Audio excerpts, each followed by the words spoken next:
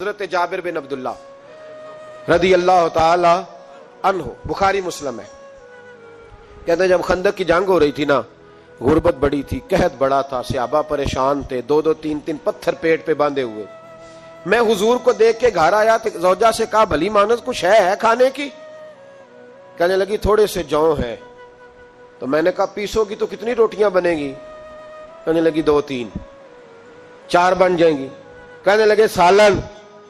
تو زوجہ کہنے لگی اگر وہ بکری کا بچہ ذبح کرو تو تین چار بندوں کا سالن بھی بن جائے گا۔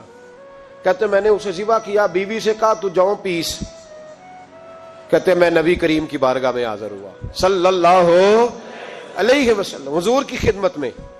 زوجہ کہنے لگی کان میں کہنا حضور کے سارے نہ آئے، جس طرح لیڈروں کے کھانے اندر ہوتے ہیں علیحدہ، اور جو نعرے لگا رہے ہوتے ہیں نا سویر سے انہیں ڈبہ ملتا ہے، لیکن وہ پھر بھی نعرے لگاتے ہی رہتے ہیں۔ مجھ پہ الزام لگنے لگا ہے کہ آپ سیاست دانوں کو ہر جمعے میں رگڑا دیتے ہیں، تو میں کہنا ان صحیح کار چھوڑو پھر اسی مڑ جانے انہوں کو سیانے ہو جائیں۔ یہ سیانے نہیں ہو رہے تو ہمیں بات کرنے کی بھی اجازت نہیں۔ شعر کہہ دیتا ہوں کہ ہم آہ بھی کرتے ہیں تو ہو جاتے ہیں بدنام، وہ قتل بھی کر دے تو چرچا نہیں ہوتا۔ انہوں نے کدے پوچھے جے سانو آخیا جے چپ رہو، لیکن بھائی یہ اس ممبر کا تقاضا ہے، میرے امام اعظم کا فتویٰ ہے، جو عالمی حالات سے باخبر نہ ہو وہ جمعے کا خطبہ نہ دے۔ وہ جو رٹی رٹائی باتیں ہم سے نہیں ہوتی، اس لیے کہ جلال بادشاہی ہو یا جمہوری تماشا ہو، جدا ہو دین سیاست سے تو رہ جاتی ہے چنگیزی۔ حق بات انشاءاللہ ہو رہی ہے اور ہوتی رہے گی، وہ بات صاف ستھری ہے۔ اگر کوئی بات ایسی ہوگی تو وہ بات اگر غوث پاک اپنے خطبہ جمعہ کے اندر کہہ سکتے ہیں کہ میں ظالموں کو حکمران نہیں بننے دوں گا، تو ہم تو ان کے نوکر ہیں نا، پھر ہم قادری کیسے ہوئے اگر غوث پاک کے طریقے پہ عمل ہی نہ کریں تو۔ اس لیے مہربانی کرے ہمیں کوئی شخص ایسا مشورہ نہ دے، بلکہ کئی دفعہ ظلم ہوتا ہے، جب کوئی مشورہ دیتا ہے تو اور تیز ہونے دل کرتا ہے۔ اس لیے مہربانی کریں ایسی کوئی مشاورت نہ کریں، بالکل جو غلط بات کرے گا اس پہ ہم بولیں گے، اور آہستہ آہستہ نہیں، کھل کھلا کے بولیں گے، بالکل بولیں گے، اس لیے کہ اللہ نے زبان دی ہے، وہ کسی وڈیرے کے قدموں میں بیٹھنے کے لیے نہیں دی، وہ رسول اللہ کے ترانے پڑھنے کے لیے دی ہے۔ ترانے پڑھنے، اگر حضرت بلال رسیوں میں بند ہو کے اور ابو لہب اور عتبہ اتیبہ اور عبداللہ بن جدان اور امیہ بن خلف جیسے لوگوں کے بیچ کھڑے ہو کے کہہ سکتے ہیں نہیں بات جو سچی ہے وہ کی جائے گی، تو ہم ممبر رسول پہ بیٹھ کے نہیں کہہ سکتے؟ اپنے بھی خفا مجھ سے ہیں، بیگانے بھی ناخوش، میں زہر حلال کو کبھی کہہ نہ سکا کند، میں کہتا ہوں وہی بات سمجھتا ہوں جسے حق نے ابلہ مسجد ہوں میں توحید کا فرزند۔ اس لیے کوئی شخص یہ نہ سمجھے، ہاں یہ بات علیحدہ ہے کہ ہمارا سیاسی ایجنڈا کوئی نہیں، ہمارا ایجنڈا رسول اللہ کی نوکری ہے صلی اللہ علیہ، سیاسی ایجنڈا کوئی نہیں۔ اللہ کے فضل کی محبت تو سیاست کا چلن چھوڑ دیا، ہم اگر عشق نہ کرتے تو حکومت کرتے، وہ بات علیحدہ ہے۔ بہرحال عام دام برسر مطلب، حضرت جابر بن عبداللہ رضی اللہ تعالیٰ عنہ کہتے ہیں زوجہ نے کہا کان میں کھانا، میں نے کان میں جا کے کہا حضور دو چار بندوں کی روٹی ہے، آ جائیں کھانا کھا لیں۔ وہ والا رنگ نہیں تھا نا کہ لیڈروں کا کھانا اور کارکنوں کا کھانا چلو اور گل کر لینے، پیران دی یخنی تے روٹیاں پہ ہو کے کہندے حضرت جی بیمار نے تے مرید لنگر کھانے دے شفا ہے، تے میں کہا تم ہی کھا مار تینوں بھی شفا ہو جائے گی، تو اپنے لیے اتنے چوری پکائی اندر۔ یہ رنگ وہاں نہیں تھا۔ میرے نبی پاک سید عالم صلی اللہ تعالی علیہ وسلم کے کان میں کہا حضور چار پانچ بندوں کی روٹی ہے۔ حضور باہر نکلے خندق سے، باہر نکل کے فرمایا چلو بھائی سارے، جابر نے کھانا پکایا ہمارا۔ حضرت جابر کہتے میں نے دوڑ لگائی، گھر آ گیا، اور میں نے کہا تجھے تیری مار ہوئے، حضور تو 1000 سے زیادہ بندہ لے کے آ رہے۔ تو کہتی تو نے کہا نہیں تھا نبی پاک سے 4-5 بندوں کا ہے۔ حضرت جابر کی زوجہ کا عقیدہ سنو، کہنے لگے میں نے تو کان میں کہا تھا، دوسرے نے سنا بھی نہیں، وہ تو حضور نے کہا سارے چلو۔ تو کہتے ہیں زوجہ مجھے تسلی دینے لگی، کہنے لگی بس پھر جو نبی آ رہے ہیں وہ انتظام بھی کرائیں گے، جو آ رہے ہیں وہ انتظام بھی کرائیں گے۔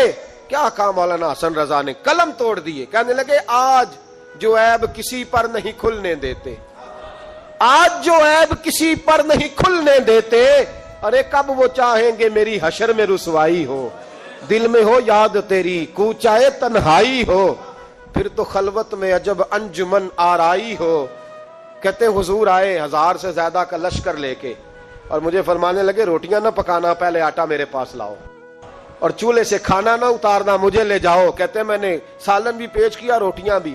حضور نے تھوڑا سا لواب دہن آٹے میں ڈال دیا، لواب دہن، تھوڑا سا لواب دہن ہنڈیا میں ڈال دیا، فرمایا اب نکالتے جاؤ اور کھاتے جاؤ، میرا جھوٹا ہو گیا، اب نکالتے جاؤ۔ حضرت جابر ابن عبداللہ کہتے ہیں 1400 بندے نے کھایا، ہمیں نہیں پتا روٹیاں کدھر سے آئیں، اتنی برکت ہوئی پتہ نہیں کدھر سے آئی، سالن پتہ نہیں کدھر سے آیا۔ کہتے ہیں سارے سیر ہو کے کھا لیا تو فرمایا چلو بھی جاؤ جا کے کام کرو۔ مجھے فرمانے لگے اب تو بھی کھا، آ جا بچے بھی بلا۔ کہتے سب نے کھایا۔ حضور اٹھ کے جانے لگے تو فرمایا ذرا روٹیاں دیکھ، پہلے زیادہ تھی کہ اب زیادہ ہے، ذرا دیکھنا سالن پہلے زیادہ تھا کہ اب زیادہ ہے۔ تو میں نے کہا نہیں حضور پہلے سے زیادہ ہے، میرے محبوب کے تبرک میں اتنی برکت ہے۔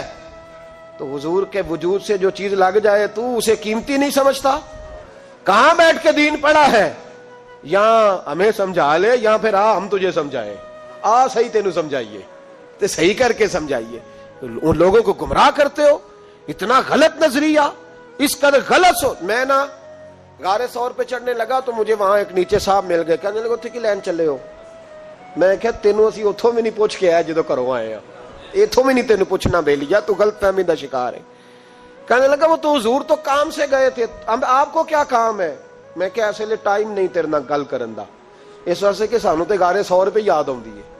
وہ واپس آ گئے، عام آدمی تھا، خیر وہ کہیں سے آیا ہوا تھا، اردو بولتا تھا۔ تو میں ایک عمرہ کرنے کے لیے جارانہ سے واپس آیا تو طواف ہم کر رہے تھے، وہ بھی مجھے نظر آ گیا دوڑتا ہوا۔ میں انہوں باز مار لی، میں کیا حضرت حاجرہ تے پانیاں سے دوڑیا سان تے تو کا تو چھالا ماری پھرنا ہے، او پیا ہی کولر تے جا پی آرام کر جا کے۔